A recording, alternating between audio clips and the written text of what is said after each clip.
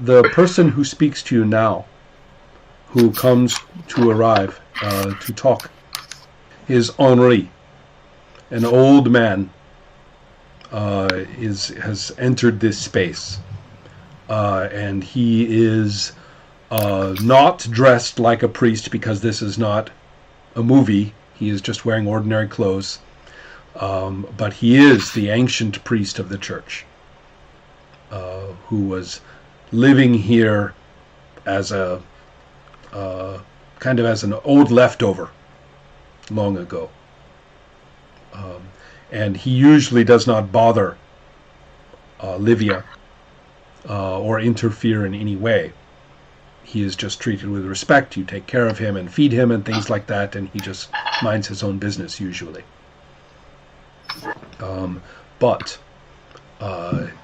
that's what I recall. There wasn't. I mean, he's supportive of the cult, but he's not the leader or anything like that. And perhaps he helped you get to know the church long ago. And so he has arrived, and he says, we have lost our sanctuary. He says, the circle of your life, Livia, I have always tried to keep broken. I have always tried to keep it broken so that you may live. He's trying to close it again.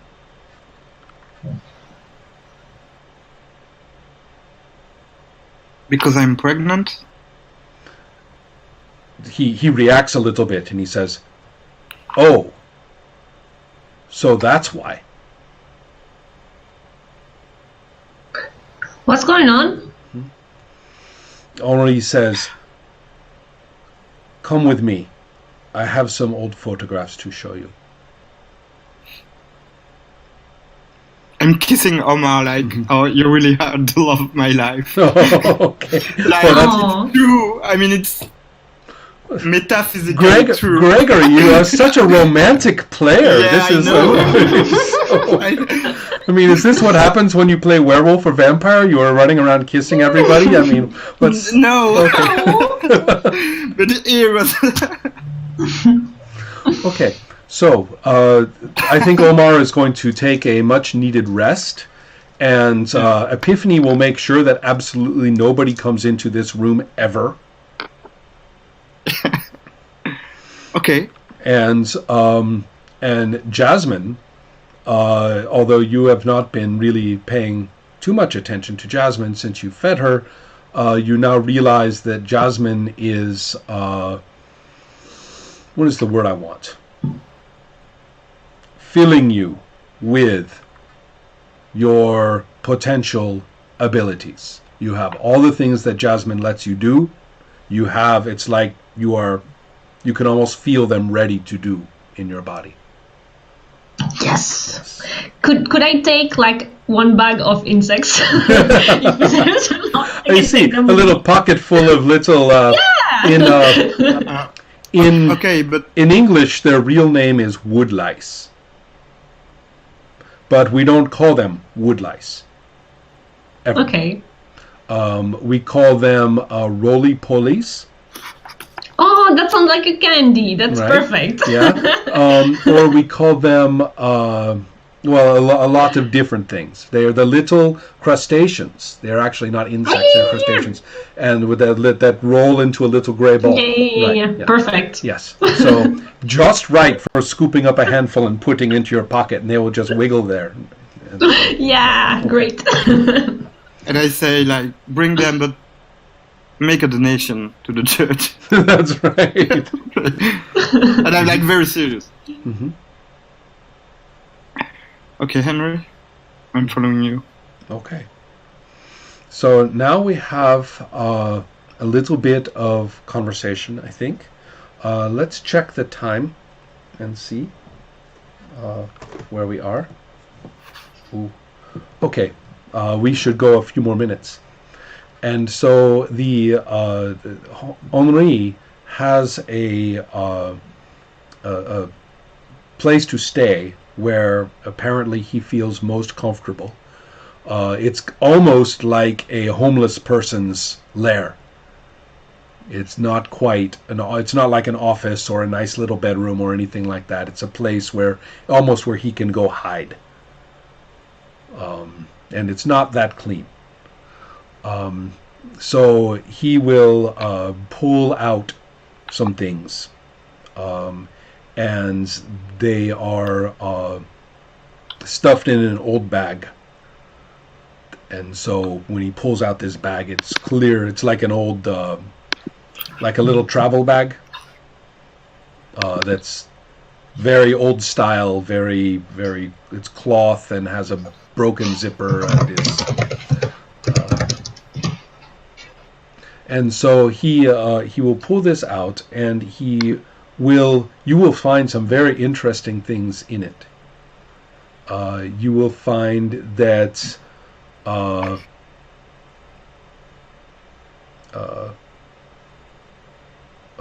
just how bad am I going to be about this? Because I could be pretty bad.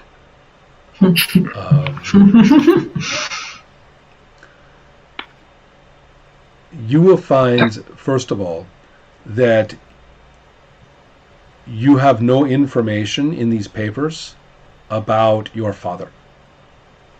Everything that would list your father is blank or completely faded away or destroyed looking. And so so there are some papers actually about you being born, but the information is distorted. The other thing but what he wants to show you is that there are 3 photographs, and there are 3 people in the photograph in each case. There is an old woman, there is a mother, and a small girl in the pictures. They are each the same photograph, but the faces are different in each photograph. And the faces are different because it's like the people have changed ages and roles. So in one of them, you are the little girl. In one of them, you are the mother. In one of them, you are the grandmother. And it's me? Yes. That's creepy. Mm-hmm. It's heritage thing. Mm-hmm. And Henri says he wanted his family to be perfect, you see.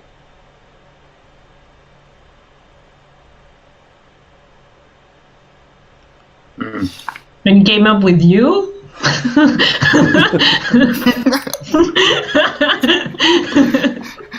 Thank you.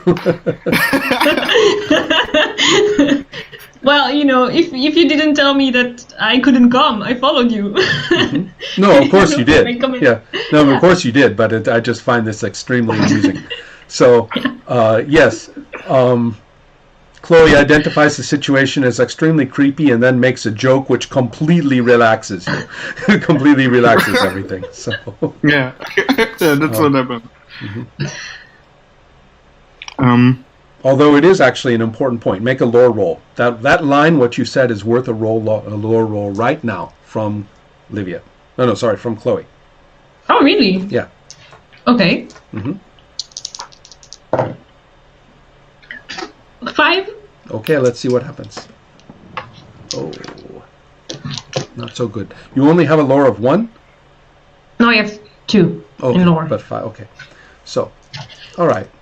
Well, for a moment it makes sense, but you don't know. Or actually, it's Jasmine who whispers, "It makes sense," but you can't see why.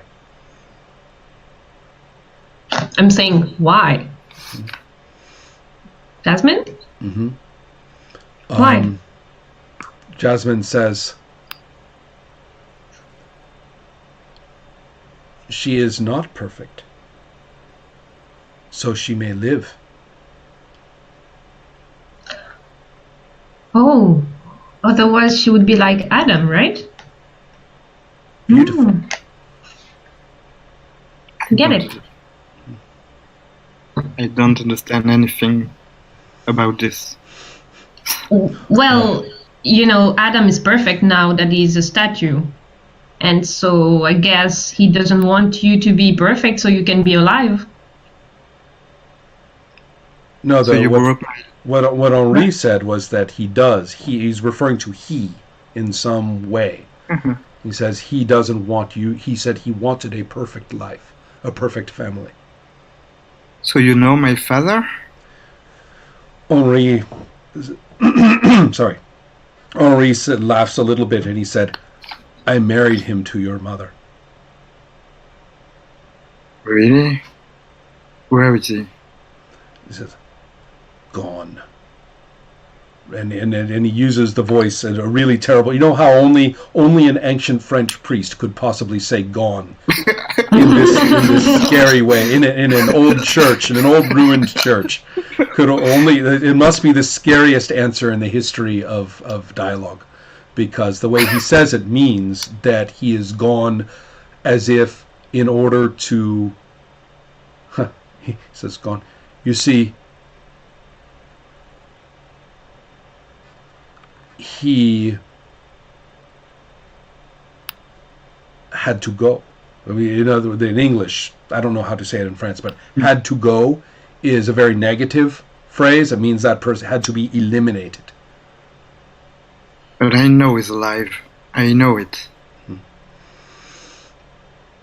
Henri says, "Perhaps, but I know nothing.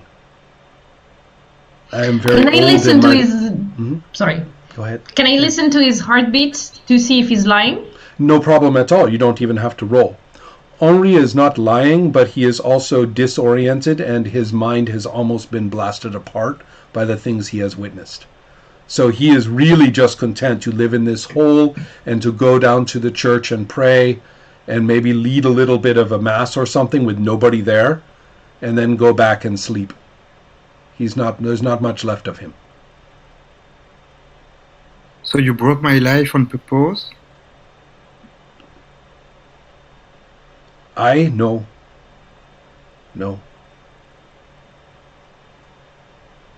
No. You made your life. And he's almost a little bit weeping now and not making much sense. And he says, "I have all these delirious men in this session. I don't know why." And he says, "You broke free." And Epiphany will also speak at this point and said, "And you found me." It's the least reassuring thing I heard. I'm going to hug Henry, the guy that's crying. Okay. And I'm like, it's Lots of gonna be hugs. okay. I was gonna hit him, No. Well, because I'm I going can't deal with faster. my feelings. That's right. And And now so, I'm just cut out. well, so Henri's response is going to be looking at you, and he says, "Be careful, be careful. Learn from Livia. Too much beauty. Don't be too beautiful." I'm gonna kiss him on the cheek, and I'm gonna say, I promise I'll try. I can help you with that. I see. You're so mean. No. All right. Yeah, you are. And your name is Livia, right? Yes. And your demon is Epiphany, right? How do you know this? You just said Epiphany. So, Yeah, but I I'm not the guess. smartest one. I've noticed. Yes. And you have daddy issues. Don't you? No. You have issues with your ex-boyfriend. Not, I mean, What do He you was want? Why are you telling this? What do you tell me? What do you want from me right now? Like you see, I just can deal with this interaction? Well, I don't know. It's the first time I've met someone like me, so I was a little bit curious. Maybe we can be friends. What? I have got to stop right there. That's the perfect ending. That is just the perfect moment to close.